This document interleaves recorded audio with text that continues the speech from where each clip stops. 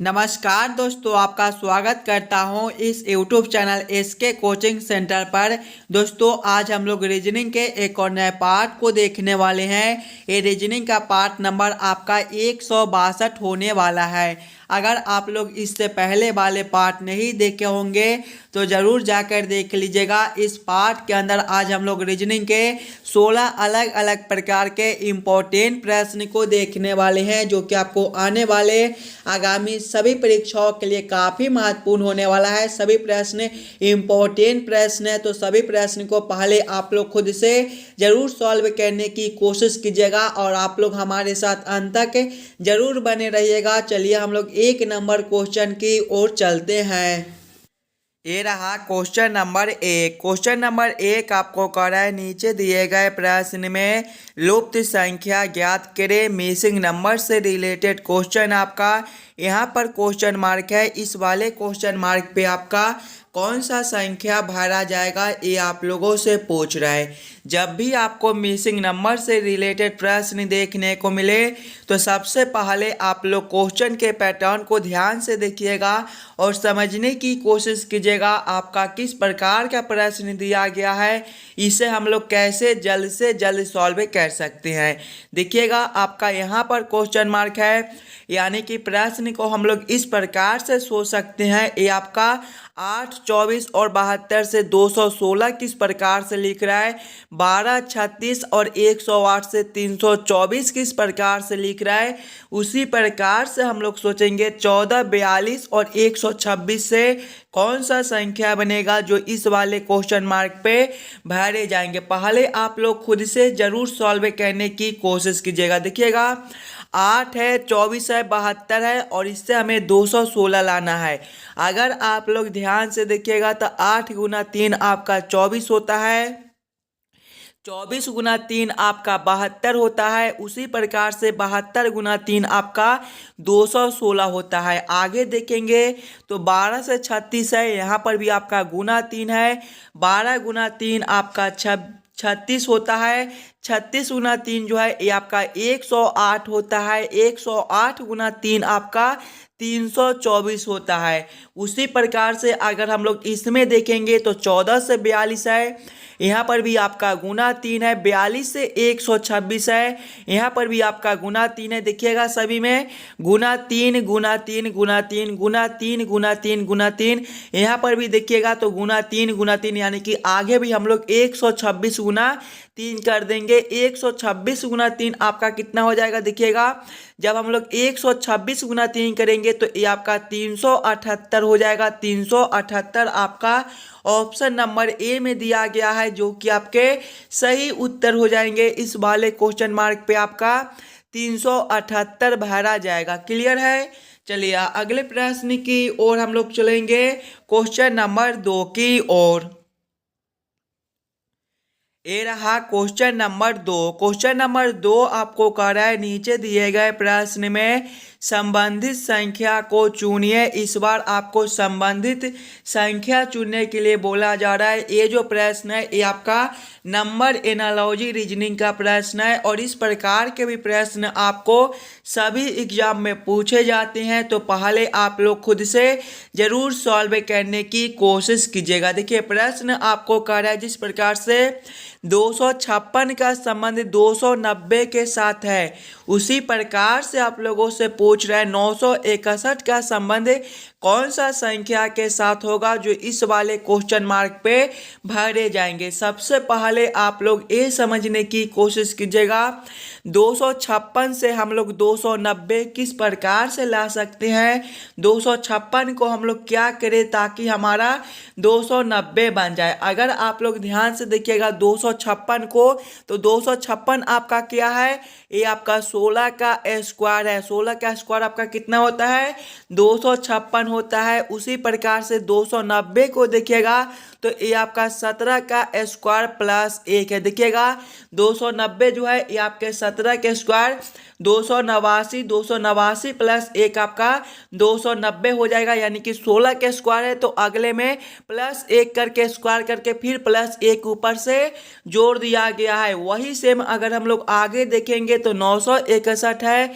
961 आपका क्या होता है, ये आपका 31 का स्क्वायर होता है। यहाँ पर देखिएगा 16 का स्क्वायर है तो अगले में प्लस 1 करके स्क्वायर करके फिर प्लस 1 कर दिया गया है। वही सेम हम लोग आगे करेंगे, 31 का स्क्वायर है प्लस 1 करेंगे तो अगले जो है वो आपका 32 का स्क्वायर हो जाएगा, फिर प्लस 1 तो यहाँ पर प्लस 1 करेंगे। 32 का स्क्वायर आपका कितना होता है, 32 का स्क्वायर आपका 1024 होता है।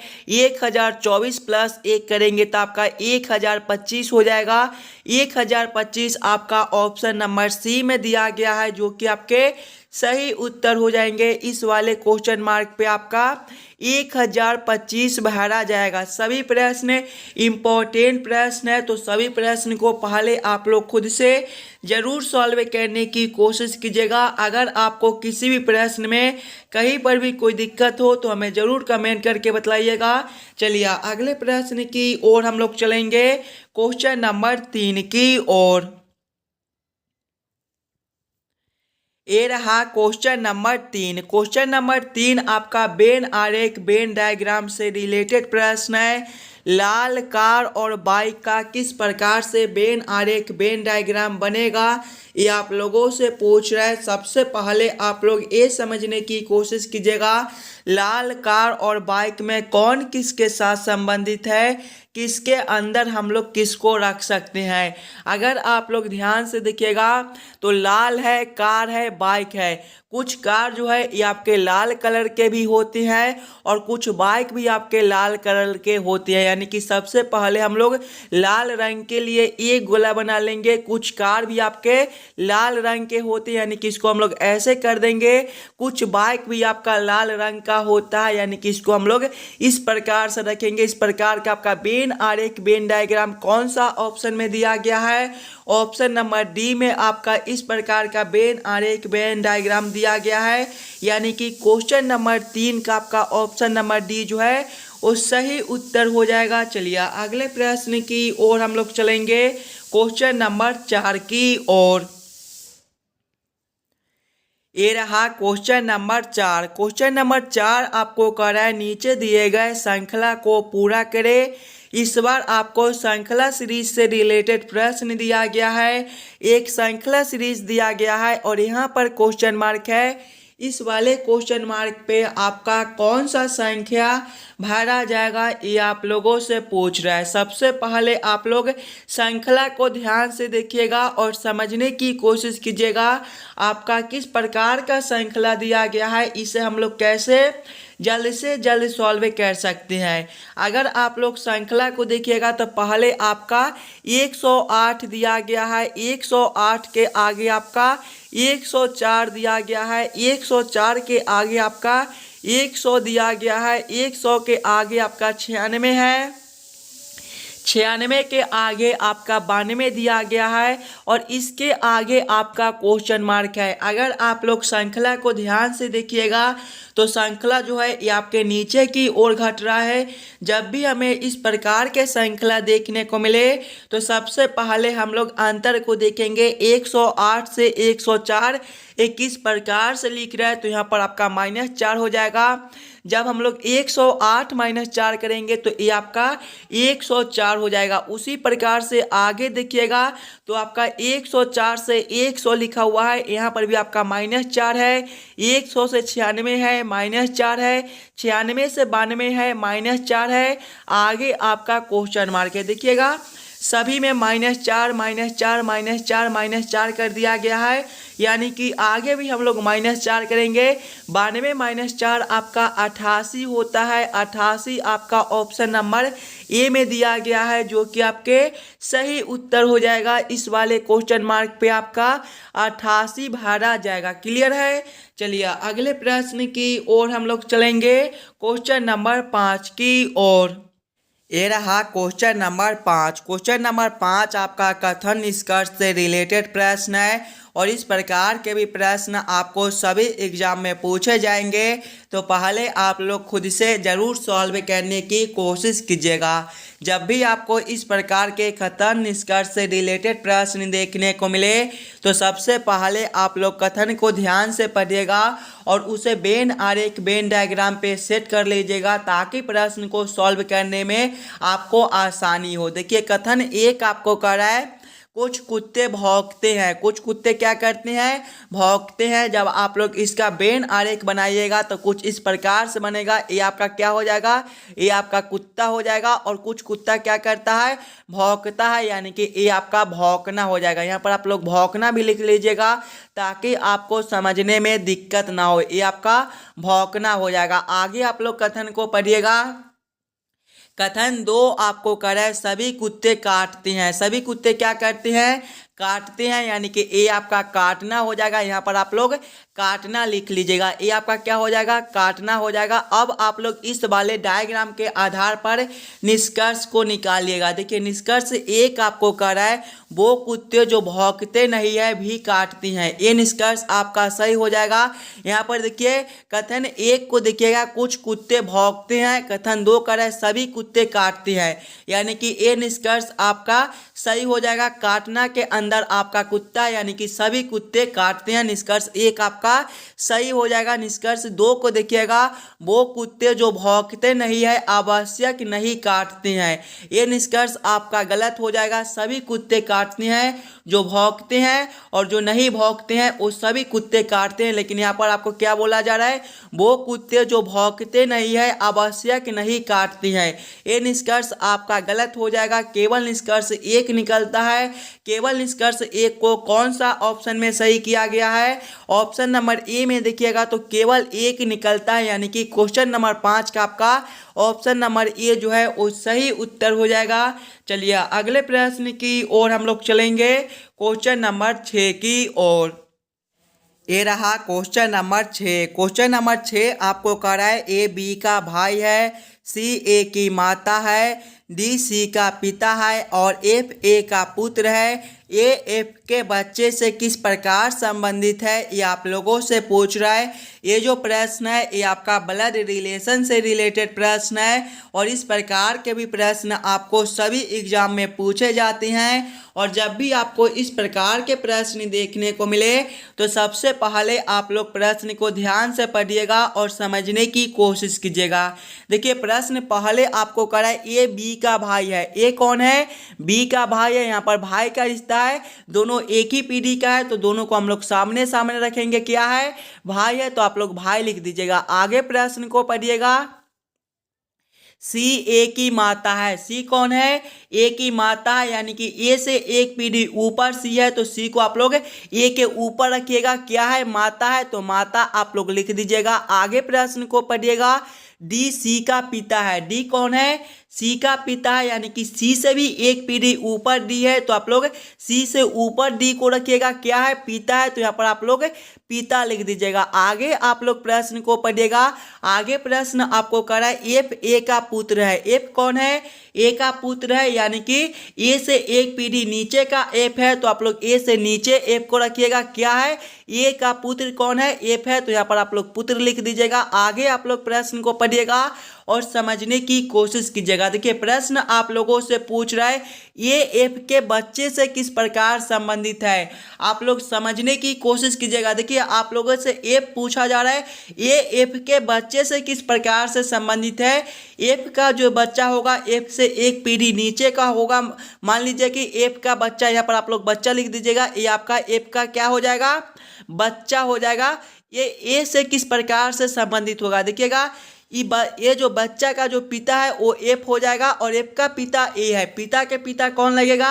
पिता के पिता दादा लगेगा। दादा आपका ऑप्शन नंबर डी में दिया गया है जो कि आपके सही उत्तर हो जाएंगे। एफ के बच्चे जो है ए से दादा से संबंधित हो जाएंगे। ठीक है, क्वेश्चन नंबर 6 का आपका ऑप्शन नंबर डी जो है वो सही उत्तर हो जाएगा। चलिए अगले प्रश्न की ओर हम लोग चलेंगे, क्वेश्चन नंबर 7 की ओर। ये रहा क्वेश्चन नंबर 7। क्वेश्चन नंबर 7 आपको कह रहा है यदि वर्षा को जल कहते हैं, जल को वायु कहते हैं, वायु को बादल कहते हैं, बादल को आकाश कहती हैं, आकाश को समुद्र कहती हैं, समुद्र को सड़क कहती हैं, तो हवाई जहाज कहाँ उड़ते हैं, ये आप लोगों से पूछ रहा है। ये भी प्रश्न आपके लिए काफ़ी इम्पोर्टेंट प्रश्न है। जब भी आपको इस प्रकार के प्रश्न देखने को मिले तो पहले आप लोग प्रश्न को ध्यान से पढ़िएगा और समझने की कोशिश कीजिएगा। देखिए प्रश्न आपको कह रहा है कि वर्षा को जल कहते हैं, यानी कि इस वाले प्रश्न में आपको वर्षा को जल कहा जा रहा है। आगे प्रश्न को पढ़िएगा, जल को वायु कहते हैं, यानी कि इस वाले प्रश्न में आपको जल को वायु कहा जा रहा है। वायु को बादल कहते हैं, यानी कि वायु को बादल कहा जा रहा है। बादल को आकाश कहते हैं, यानी कि बादल को आकाश बोला जा रहा है। आकाश को समुद्र कहते हैं, यानी कि आकाश को समुद्र कहा जा रहा है। और समुद्र को सड़क कहते हैं, यानी कि इस वाले प्रश्न में समुद्र को सड़क कहा जा रहा है। और देखिए आप लोगों से क्या पूछ रहा है, तो हवाई जहाज कहाँ उड़ती है। सबसे पहले आप लोग ये समझने की कोशिश कीजिएगा आपका हवाई जहाज कहाँ पर उड़ता है। आपका हवाई जहाज जो है वो आकाश में उड़ता है। इस वाले प्रश्न में आपको आकाश को क्या कहा जा रहा है, देखिएगा आकाश को जो है वो समुद्र कहा जा रहा है। समुद्र आपका कौन सा ऑप्शन में है, ऑप्शन नंबर सी में दिया गया है, जो कि आपका सही उत्तर हो जाएगा। इस वाले प्रश्न के अनुसार हवाई जहाज जो है वो समुद्र में उड़ते हैं। क्लियर है। चलिए अगले प्रश्न की ओर हम लोग चलेंगे, क्वेश्चन नंबर 8 की ओर। ये रहा क्वेश्चन नंबर 8। क्वेश्चन नंबर 8 आपको कह रहा है यदि मेमोरी को एक कोड भाषा में 84, 87, 29 लिखा जाए तो उस कोड भाषा में रोम को कैसे लिखा जाएगा, ये आप लोगों से पूछ रहा है। ये जो प्रश्न है ये आपका कोडिंग डिकोडिंग से रिलेटेड प्रश्न है और कुछ इस प्रकार के भी प्रश्न आपको सभी एग्जाम में पूछे जाते हैं। पहले आप लोग खुद से जरूर सॉल्व करने की कोशिश कीजिएगा। सबसे पहले आप लोग ये समझने की कोशिश कीजिएगा ये आपका मेमोरी से 84, 87, 29 किस प्रकार से लिख रहा है, उसी प्रकार से आप लोग सोचेगा रोम से आपका क्या कोड बनेगा। अगर आप लोग ध्यान से देखिएगा मेमोरी को, तो मेमोरी जो है ये आपके MEMORY से मिलकर बनता है। और रूम को देखिएगा तो रूम जो है ये आपके ROME से मिलकर बनता है। यानी कि जो जो अक्षर आपका मेमोरी में दिया गया है वही वही अक्षर आपका रूम में भी यूज किया गया है। यानी कि ऐसे प्रश्न को हम लोग सीधा उत्तर निकाल सकते हैं। कुछ इस प्रकार से देखिएगा मेमोरी है, मेमोरी जो है ये आपका MEMORY से मिलकर बनता है। इसका कोड देखिएगा तो 84, 87, 29 है। क्या है, 84, 87, 29 है। ध्यान से देखिएगा तो यहाँ पर आपका एम का कोड 8 हो जाएगा, ई का कोड 4 हो जाएगा, एम का कोड 8 है, ओ का कोड 7 है, आर का कोड 2 है और वाई का कोड आपका 9 है। उसी प्रकार से रूम को देखिएगा तो रूम आपका ROME से मिलकर बनता है। यहाँ पर देखिएगा आर का कोड क्या है, आर का कोड 2 है तो यहाँ पर भी आपका 2 हो जाएगा। उसके बाद आपका ओ है, ओ का कोड 7 है तो यहाँ पर भी आपका 7 हो जाएगा। उसके बाद एम है, एम का कोड आपका 8 दिया गया है तो यहाँ पर भी आपका 8 हो जाएगा। उसके बाद आपका ई है, ई का कोड आपका 4 दिया गया है तो यहाँ पर भी आपके 4 हो जाएंगे। कौन सा ऑप्शन में आपका 27, 84 दिया गया है, 27, 84 आपका ऑप्शन नंबर डी में दिया गया है, जो कि आपके सही उत्तर हो जाएंगे। चलिए अगले प्रश्न की ओर हम लोग चलेंगे, क्वेश्चन नंबर 9 की ओर। ये रहा क्वेश्चन नंबर 9। क्वेश्चन नंबर 9 आपको कह रहा है नीचे दिए गए प्रश्न आकृति में संबंधित आकृति को चुनिए। इस बार आपको संबंधित आकृति चुनने के लिए बोला जा रहा है। यहाँ पर आपका एक प्रश्न आकृति दिया गया है, यहाँ पर क्वेश्चन मार्क है। इस वाले क्वेश्चन मार्क पे कौन सा आकृति भरा जाएगा ये आप लोगों से पूछ रहा है। सबसे पहले आप लोग ये समझने की कोशिश कीजिएगा ये दोनों आकृति आपका किस प्रकार से आपस में संबंधित है, उसी प्रकार से आप लोग सोचिएगा ये वाले आकृति से आपका कौन सा आकृति बनेगा जो इस वाले क्वेश्चन मार्क पे भरे जाएंगे। अगर आप लोग ध्यान से देखिएगा तो सबसे पहले आपका देखिए एक गोला दिया गया है, यहाँ पर गोला सबसे पहले तो यहाँ पर आपके दूसरे नंबर में दिया गया है, और त्रिभुज आपका अंदर है तो त्रिभुज को बाहर कर दिया गया है। गोला आपका बाहर है तो बाहर से अंदर कर दिया गया है। वही सेम अगर हम लोग इसमें करेंगे, देखिएगा त्रिभुज आपका जो है वो बाहर है, यानी कि त्रिभुज आपका अंदर चला जाएगा। त्रिभुज के अंदर आपके एक बिंदु भी हो जाएंगे कुछ इस प्रकार से, और ये जो आकृति आपका अंदर है ये आपका बाहर हो जाएगा कुछ इस प्रकार से। इस प्रकार का उत्तर आकृति कौन सा ऑप्शन में है? इस प्रकार के उत्तर आकृति आपका ऑप्शन नंबर बी में दिया गया है, जो कि आपके सही उत्तर हो जाएंगे। इस वाले क्वेश्चन मार्क पे आपके कुछ इस प्रकार के आकृति भरे जाएंगे। अंदर वाला आकृति बाहर चला जाएगा और बाहर वाला आकृति आपका अंदर हो जाएगा, और बिंदु जहां पर है वहीं पर आपका रहेगा। क्लियर है? चलिए अगले प्रश्न की ओर हम लोग चलेंगे, क्वेश्चन नंबर 10 की ओर। ये रहा क्वेश्चन नंबर 10। क्वेश्चन नंबर 10 आपको कर रहा है, नीचे दिए गए प्रश्न में विषम संख्या को पहचान करें। इस बार आपको विषम संख्या चुनने के लिए बोला जा रहा है। प्रश्न आप लोगों से पूछ रहा है ये चारों ऑप्शन में सबसे अलग ऑप्शन कौन सा दिया गया है। सबसे पहले आप लोग चारों ऑप्शन को ध्यान से देखिएगा और समझने की कोशिश कीजिएगा, ये चारों ऑप्शन में आपका सबसे अलग ऑप्शन कौन है। देखिए ऑप्शन ए में आपका 9 है, 9 जो है ये आपका 3 का स्क्वायर होता है। ऑप्शन बी में 27 है, ये आपका 3 का क्यूब होता है। ऑप्शन सी में 64 है, ये भी आपका 4 का क्यूब होता है। ऑप्शन डी में आपका 8 है, ये आपका 2 का क्यूब होता है। ध्यान से देखिएगा, ये स्क्वायर है, क्यूब है, क्यूब है, क्यूब है, यानी कि ऑप्शन ए जो है ये आपका सबसे अलग बनता है। तो क्वेश्चन नंबर 10 का आपका ऑप्शन नंबर ए जो है वो सही उत्तर हो जाएगा। चलिए अगले प्रश्न की ओर हम लोग चलेंगे, क्वेश्चन नंबर 11 की ओर। ये रहा क्वेश्चन नंबर 11। क्वेश्चन नंबर 11 आपको कर है, नीचे दिए गए निम्नलिखित शब्दों का सही क्रम बताएं। बुनाई, रुई, कपड़ा और धागा का किस प्रकार से सही क्रम बनेगा, ये आप लोगों से पूछ रहे हैं। सबसे पहले आप लोग सभी शब्दों को ध्यान से देखिएगा और समझने की कोशिश कीजिएगा, ये सभी शब्दों का आपका किस प्रकार से सही क्रम बनेगा। देखिएगा इसमें सबसे पहले जो है वो आपके रुई हो जाएगा, यानी कि 2 नंबर। रुई के बाद आपका धागा हो जाएगा, यानी कि 4 नंबर। धागा के बाद आपका बुनाई हो जाएगा, यह 1 नंबर, यानी कि बुनाई के बाद आपका कपड़ा हो जाएगा, यानी कि 3 नंबर। कौन सा ऑप्शन में आपका 2 4 1 3 दिया गया है? 2 4 1 3 आपका ऑप्शन नंबर ए में दिया गया है, जो कि आपके सही उत्तर हो जाएंगे। चलिए अगले प्रश्न की ओर हम लोग चलेंगे, क्वेश्चन नंबर 12 की ओर। ये रहा क्वेश्चन नंबर 12। क्वेश्चन नंबर 12 आपको कर रहा है, नीचे दिए गए प्रश्न में संबंधित अक्षरों को चुनिए। इस बार आपको संबंधित अक्षर चुनने के लिए बोला जा रहा है। प्रश्न आपको कर रहा है, जिस प्रकार से एम एन का संबंध ओ एल के साथ है उसी प्रकार से आप लोगों से पूछ रहा है एस एच का संबंध कौन सा अक्षर के साथ होगा, जो इस वाले क्वेश्चन मार्क पे भरे जाएंगे। सबसे पहले आप लोग ये समझने की कोशिश कीजिएगा, ये आपका एम एन से ओ एल किस प्रकार से लिख रहा है। देखिएगा पहले आपका एम एन दिया गया है और इससे आपका ओ एल लिखा हुआ है। ध्यान से देखिएगा सिंगल सिंगल अक्षर को।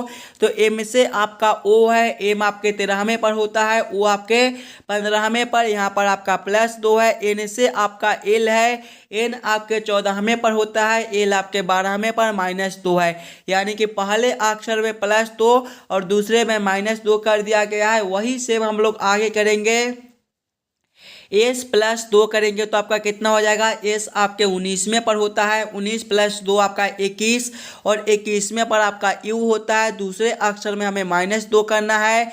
एच -2 आपका कितना हो जाएगा? एच आपके 8वें पर होता है, 8 - 2 आपका 6 और 6ठे पर आपका एफ होता है। कौन सा ऑप्शन में आपका यू एफ दिया गया है? यू एफ आपके ऑप्शन नंबर बी में दिए गए हैं, जो कि आपके सही उत्तर हो जाएंगे। चलिए अगले प्रश्न की ओर हम लोग चलेंगे, क्वेश्चन नंबर 13 की ओर। ये रहा क्वेश्चन नंबर 13। क्वेश्चन नंबर 13 आपको कर रहा है, नीचे दिए गए अक्षर श्रृंखला को पूरा करें। इस बार आपको अक्षर श्रृंखला से रिलेटेड प्रश्न दिया गया है। एक अक्षर श्रृंखला दिया गया है और यहाँ पर क्वेश्चन मार्क है, इस वाले क्वेश्चन मार्क पे आपका कौन सा अक्षर भरा जाएगा ये आप लोगों से पूछ रहा है। सबसे पहले आप लोग अक्षर श्रृंखला को ध्यान से देखिएगा और समझने की कोशिश कीजिएगा आपका किस प्रकार का अक्षर श्रृंखला दिया गया है। देखिएगा पहले आपका बी दिया गया है, बी के आगे आपका जी है, जी के आगे आपका एन है, एन के आगे आपका डब्लू है और इसके आगे आपका क्वेश्चन मार्क है। ध्यान से देखिएगा सिंगल सिंगल अक्षर को। तो बी से आपका जी है, बी आपके दूसरे नंबर पर होता है, जी आपके 7वें पर, यहाँ पर आपका +5 है। आगे देखिएगा जी से आपका एन है, जी आपके 7वें पर होता है, एन आपके 14वें पर, यहाँ पर आपका +7 है। आगे देखिएगा एन से आपका डब्लू दिया गया है, एन जो है ये आपके 14वें पर होता है, डब्लू आपके 23वें पर, यहाँ पर आपका +9 है। आगे आपका क्वेश्चन मार्क है। देखिएगा +5 +7 +9 यानी कि 2 2 बढ़ा दिया गया है। 5 + 2 आपका 7 होता है, 7 + आपका 2 9 होता है। उसी प्रकार से जब हम लोग 9 + 2 करेंगे तो अगला अंतर आपका +11 का हो जाएगा। डब्लू +11 आपका कौन सा अक्षर हो जाएगा? डब्लू +11 जो है ये आपके एच हो जाएंगे। एच आपका कौन सा ऑप्शन में है? ऑप्शन नंबर डी में दिया गया है, जो कि आपके सही उत्तर हो जाएंगे। देखिएगा डब्लू आपके 23वें पर होता है और ए बी सी डी में आपका टोटल 26 अक्षर होता है। 26 के बाद आपका फिर से ए बी सी डी आ जाता है, यानी कि जब हम लोग 23 + 8 करेंगे तो आपका पहले हम लोग 3 प्लस करेंगे, यानी कि 23 + 3 करेंगे तो 26। उसके बाद आपका फिर से ए बी सी डी आ जाएगा। इधर आपका 11 - 3 करेंगे तो 8 और 8वें पर आपका एच होता है। एच आपका ऑप्शन नंबर डी में दिया गया है, जो कि आपके सही उत्तर हो जाएंगे। चलिए अगले प्रश्न की ओर हम लोग चलेंगे, क्वेश्चन नंबर 14 की ओर। ये रहा क्वेश्चन नंबर 14। क्वेश्चन नंबर 14 आपको कह रहा है कम से कम कितने खिलाड़ी हॉकी और क्रिकेट खेलते हैं। सबसे पहले आप लोग ध्यान से प्रश्न को पढ़िएगा और समझने की कोशिश कीजिएगा। प्रश्न आपको क्या कर रहे हैं? देखिए बैडमिंटन के लिए आपको यहाँ से यहाँ तक आकृति दिया गया है। आगे देखिएगा क्रिकेट वाला जो है आपका यहाँ से लेकर यहाँ तक दिया गया है और ये जो है ये आपका हॉकी के लिए दिया गया है। आप लोगों से क्या पूछ रहा है? कम से कम कितने खिलाड़ी हॉकी और क्रिकेट खेलते हैं, यानी कि हमें सिर्फ हॉकी और क्रिकेट में संबंधित देखना है। हॉकी आपका ए वाला है, क्रिकेट आपका ए वाला है। केवल हमें हॉकी और क्रिकेट में संबंधित देखना है। हॉकी और क्रिकेट में कौन संबंधित है? देखिएगा हॉकी और क्रिकेट में केवल आपका 4 दिया गया है। 4 आपका ऑप्शन नंबर ए में दिया गया है, जो कि आपके सही उत्तर हो जाएंगे। चलिए अगले प्रश्न की ओर हम लोग चलेंगे, क्वेश्चन नंबर 15 की ओर।